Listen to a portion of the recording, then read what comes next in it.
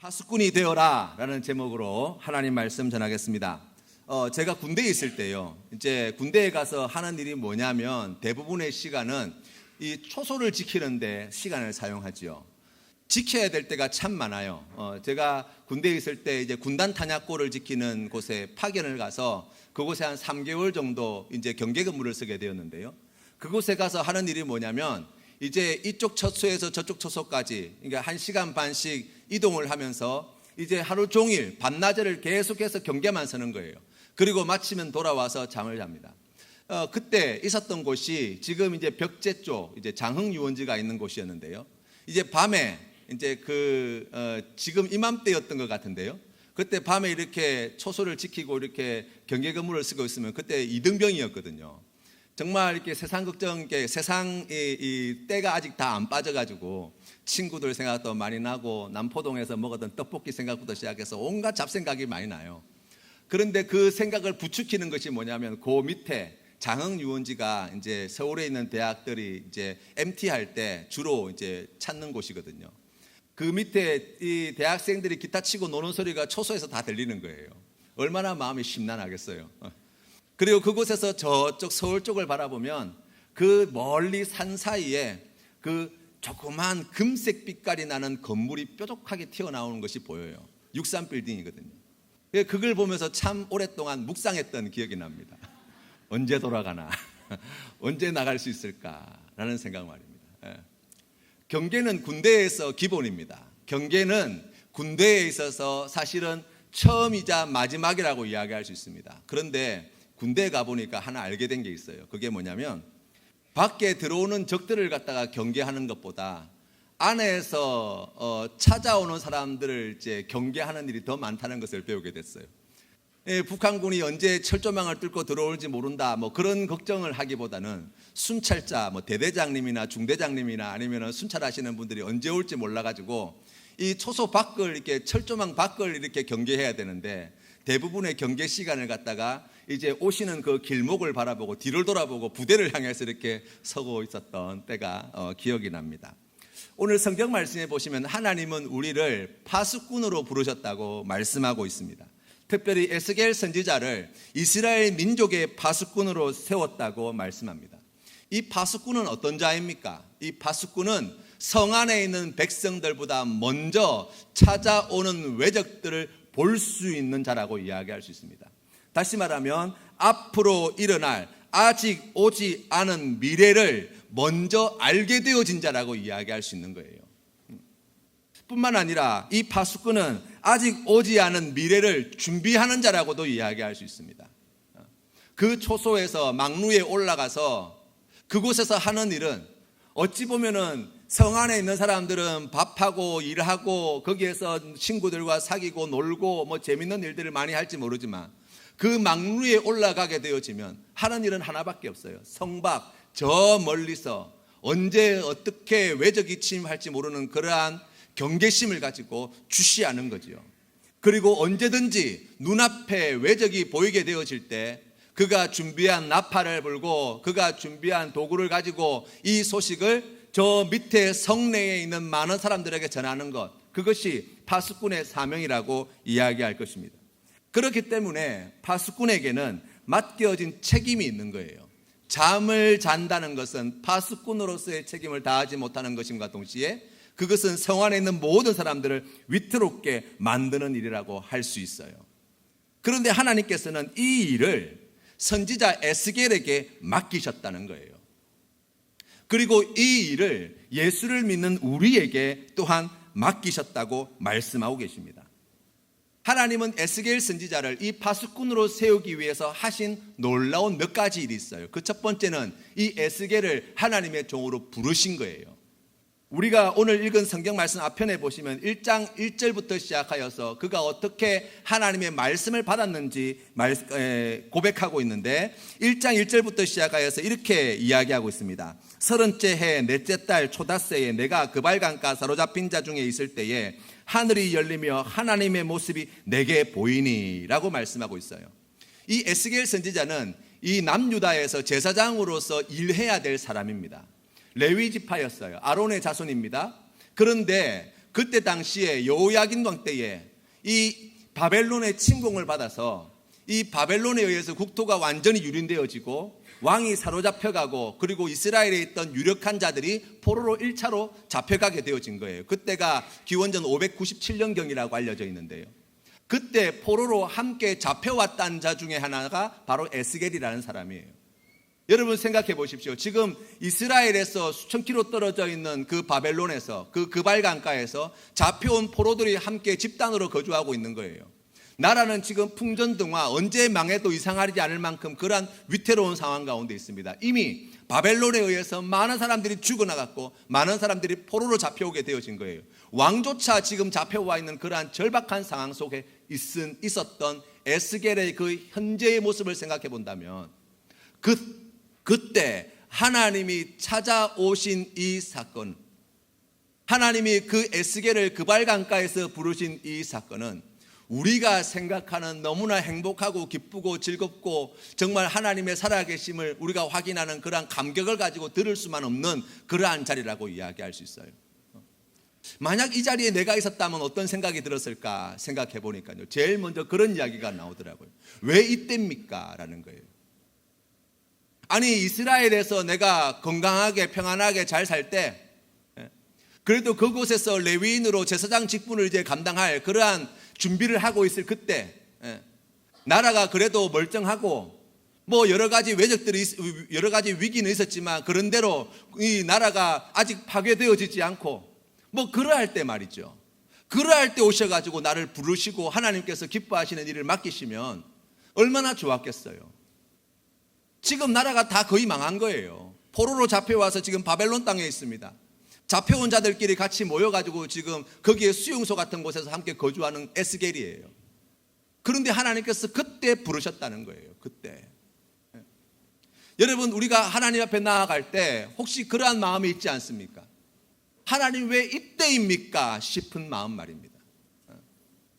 우리가 잘 알고 있는 모세, 그의 인생을 생각해 본다면 애굽의 왕자로서 40년 동안 왕궁에 있을 때 하나님은 그를 부르시지 않으셨습니다.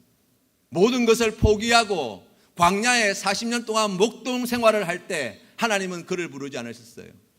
그 80년의 세월이 지난 날 이미 늙었고 과거의 영화와 과거에 배웠던 학문과 그 모든 것이 다 소용없다 할 그때 하나님께서는 모세를 부르셨어요. 왜 이때입니까? 내가 애굽 왕궁의 왕자로 있을 때 그래도 그곳에서 뭔가 영향력을 미치고 뭔가 일할 수 있을 때 그때 부르시지 않고 왜 이때입니까? 반문할 수 있지 않겠어요?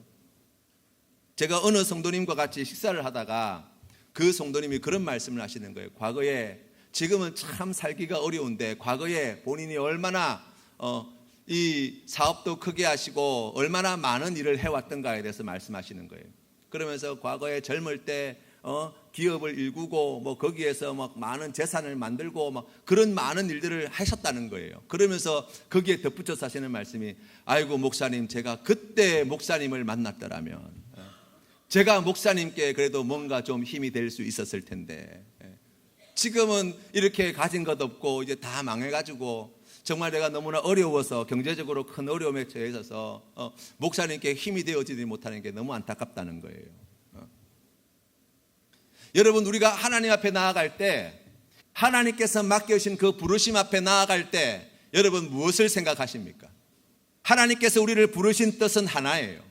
하나님께서 주신 능력을, 하나님께 주신 은혜를, 하나님께 주신 말씀을 가지고 하나님의 일을 하라고 부르시는 거예요. 우리는 크게 착각합니다.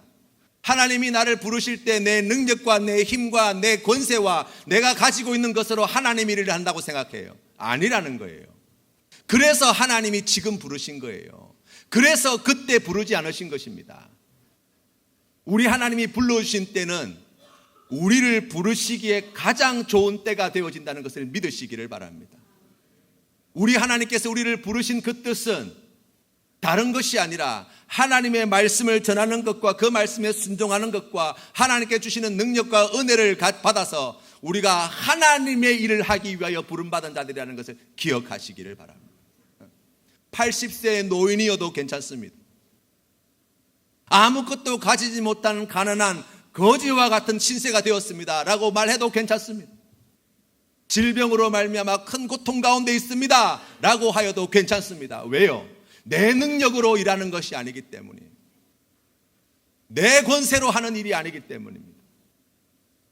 그래서 하나님은 우리를 부르시기에 가장 좋은 때를 정하시고 에스겔을 유다 땅이 아니라 바벨론 포로로 잡혀와 있을 때에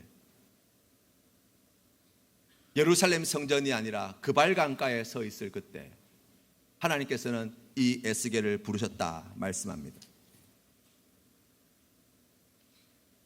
하나님께서는 에스겔을 부르신 후에 하신 일이 있어요. 그게 뭐냐면 에스겔서 1장 말씀해 보시면 하나님께서는 자신의 영광을 드러내 보여주십니다. 참고로 에스겔 1장 26절 말씀해 보시면 에스겔이 본 환상의 내용이 이렇습니다. 그 머리 위에 있는 궁창 위에 보좌의 형상이 있는데 그 모양이 남보석 같고 그 보좌의 형상 위에 한 형상이 있어 사람의 모양 같더라. 내가 보니 그 허리 위의 모양은 단쇠 같아서 그 속과 주위가 불 같고 내가 보니 그 허리 아래의 모양도 불 같아서 사방으로 광채가 나며 라고 나와 있어요. 이 에스겔이요 하늘에 있는 그 영광을 보았습니다. 하나님의 영광을 보았어요. 그곳에 있는 그룹 천사들을 보았습니다. 그리고 그것을 매우 상세하게 기록해 놓았어요. 그런데 여러분 이 에스겔 1장에 나와 있는 이 환상의 장면을 볼 때 오해하시면 안 돼요. 무슨 말씀이냐면 우리가 이 말씀을 통해서 들어야 할 하나님의 음성은 에스겔이 이와 같은 모양으로 되어 있는 하나님을 보았다는 게 아니에요. 그보다 더 중요한 것은 그가 살아계신 하나님을 보았다는 거예요. 예를 들면 우리가 오늘 이 자리에 함께 예배를 드리고 난 다음에 돌아가시는 길에 여러분 한 사람 한 사람에게 A4 용지 하나를 나눠주면서 오늘 예배가 어떻게 드려졌습니까? 써보십시오 라고 이야기한다면 100분이면 100분 다 다른 이야기를 할 거예요. 그런데 여러분 생각해 보세요. 그 한 분 한 분의 이야기를 우리가 볼 때 이 사람과 저 사람이 다르다고 하여서 그것이 틀린 이야기입니까? 아니에요. 그렇다고 해서 그 한 사람의 이야기가 모든 것을 다 담았다고 이야기할 수 있습니까? 아니에요. 성경 말씀도 그러하고 우리가 하나님을 경험하는 것 또한 마찬가지예요. 에스겔이 이러한 환상을 보았습니다. 그게 하나님의 전부입니까? 아니에요. 그가 본 그것이 하나님 그 모습을 다 담고 있습니까? 아니에요. 하나님께서 그에게 보여주신 모습이 그렇다는 거예요. 그는 본 것을 기록해 놓은 것일 뿐이에요. 그리고 그것을 기록할 때 사람의 언어로 하나님을 다 담을 수 없는 사람의 언어로 불충분한 모습으로 어찌 보면 기록했다고도 이야기할 수 있어요. 중요한 것은 무엇입니까? 하나님을 만났다는 사실이에요. 지금 그 이야기를 하고 있는 거예요. 하나님께서는 우리를 부르실 때 하나님의 사람으로 부르실 때 그저 부르지 않습니다. 우리를 택하여 불러주신 우리 하나님께서는 우리와 만나 주시는 은혜를 우리에게 베풀어 주십니다. 그것은 에스겔과 같은 훌륭한 선지자들에게만 베풀어 주시는 은혜냐? 아니라는 거예요. 그 놀라운 은혜는 예수 그리스도를 믿는 모든 사람에게 주신 은혜라고 말씀합니다. 그리고 이어서 주시는 말씀이 무엇입니까? 그에게 말씀을 먹여주셨다는 거예요.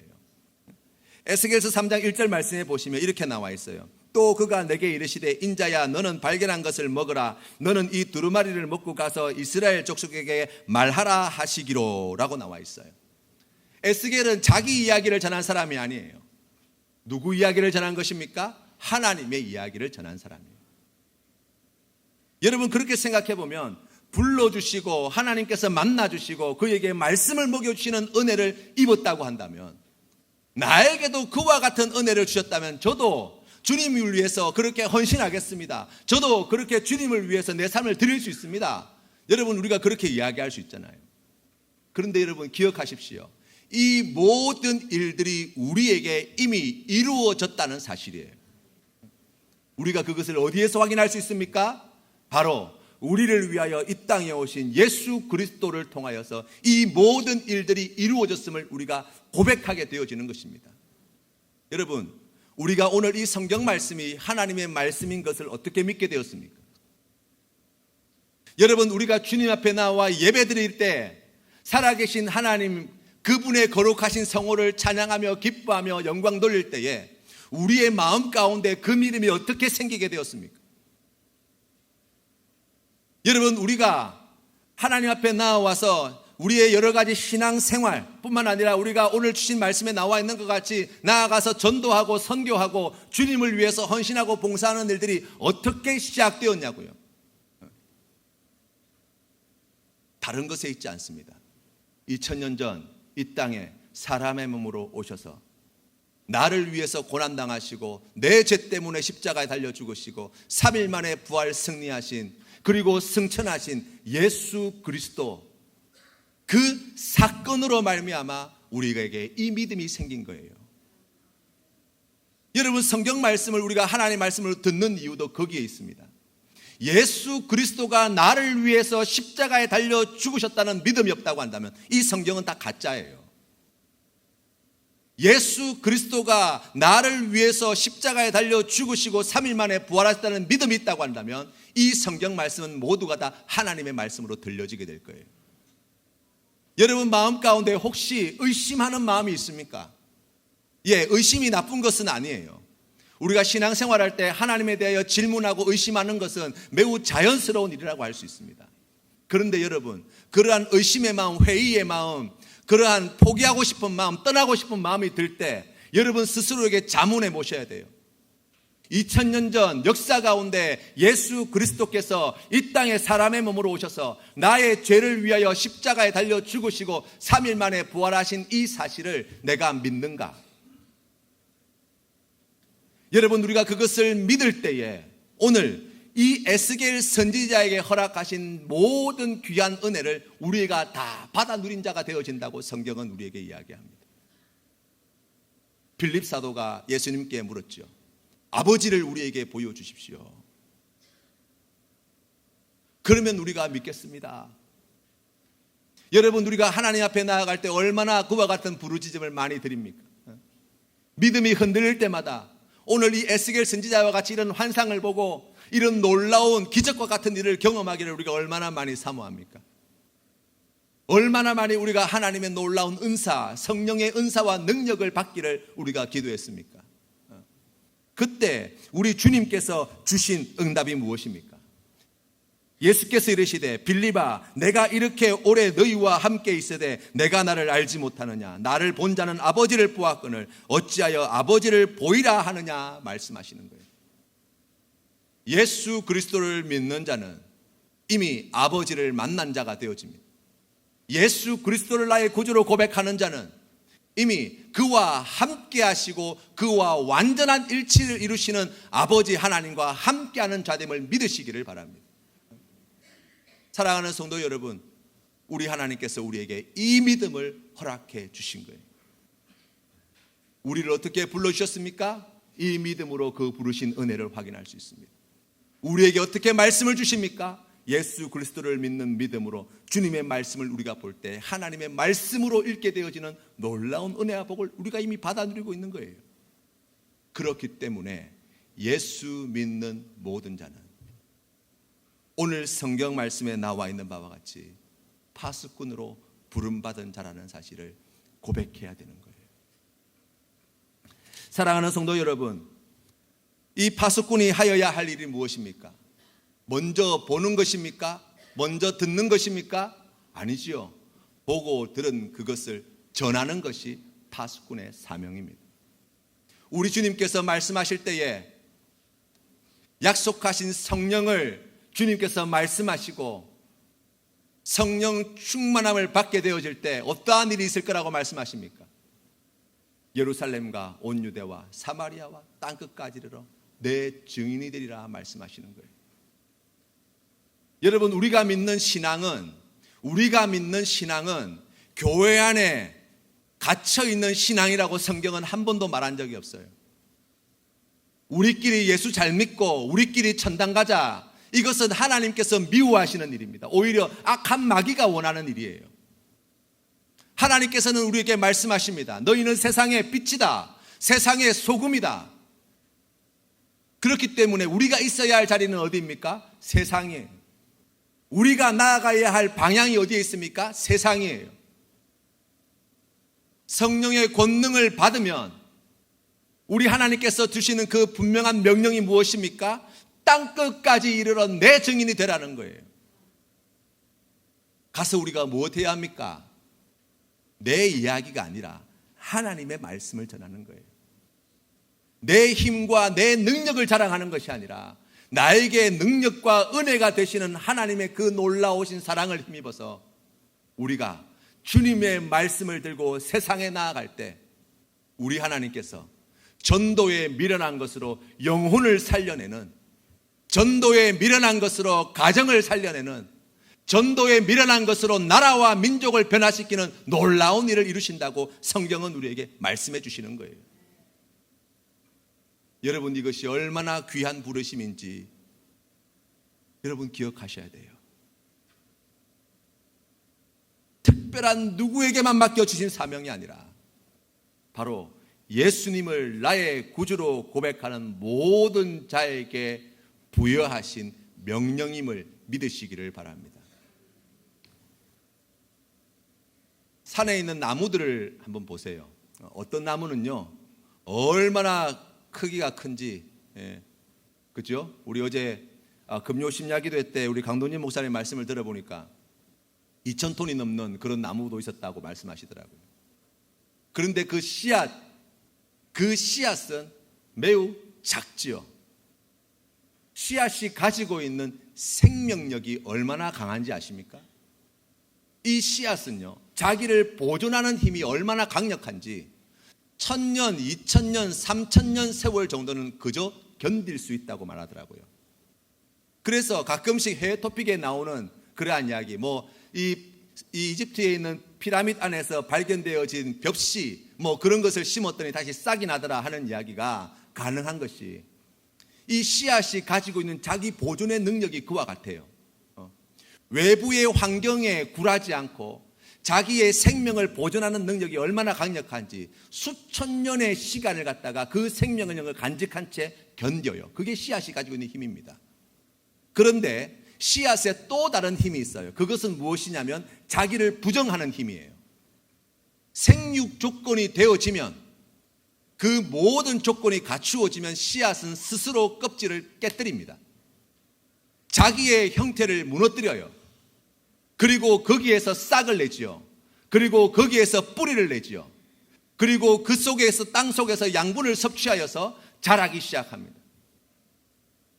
그 키가 100m가 넘는 거대한 거목을 만들 때까지 쉼 없이 자라나가는 거예요. 여러분, 우리가 신앙생활할 때도 마찬가지입니다. 우리가 하나님 앞에 나아갈 때 세상의 그러한 죄악이 난무하는 문화와 여러 가지 안 좋은 그러한 것들에 물들지 않기 위해서 우리 교회가 복음의 순수성을 지키고 믿음을 지키며 나아가는 것이 매우 중요합니다. 마치 씨앗과 같이 말입니다. 주변의 환경이 아무리 열악하더라도, 우리의 인생에 아무리 험한 일이 닥쳐올지라도 이 믿음을 굳게 지키며 나아가는 것, 씨앗이 가지고 있는 생명력과 같은 우리의 믿음의 생명력이라고 이야기할 수 있어요. 그러나 그것이 다가 아니라는 것을 기억하십시오. 자기를 깨트려야 할 때가 반드시 오기 마련이에요. 언제요? 하나님의 말씀을 받을 때. 우리에게 맡겨주신 이 귀한 사명, 너희를 민족의 파수꾼으로 세우겠다 말씀하실 때 우리가 이 말씀을 나에게 주시는 말씀인 줄로 믿고 주님 앞에 나아갈 때가 바로 우리의 껍질을 깨트려야 할 때입니다. 우리에게 이 귀한 생명을 주신 하나님은 껍질을 깨트리며 나아가는 우리에게 은혜를 더하여 주셔서 뿌리가 나게 하시고 싹이 자라게 하시고 그 흙으로부터 좋은 양분들을 마음껏 흡수하게 하시고 자라 열매를 맺어 하나님 아버지에게 기쁨이 되어지는 귀한 교회, 귀한 심령으로 세우시겠다고 말씀하시는 거예요. 사랑하는 성도 여러분, 우리가 오늘 주님의 명령을 받았습니다. 우리에게 주신 이 말씀 마음에 꼭 기억하며 나아가십시다.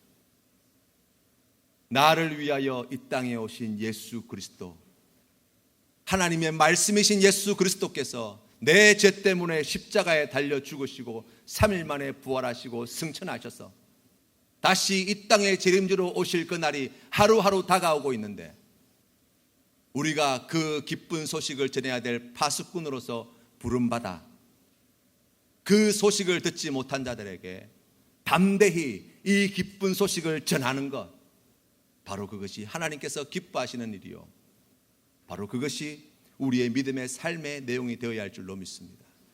이 한 주간 주님의 말씀에 순종하여서 예수 그리스도의 복음을 세상을 향하여 담대히 외치며 나아가는, 그리하여 하나님께 큰 영광 올려드리는 우리 귀한 성도님들 다 되시기를 주님의 이름으로 축원합니다. 함께 기도드리겠습니다.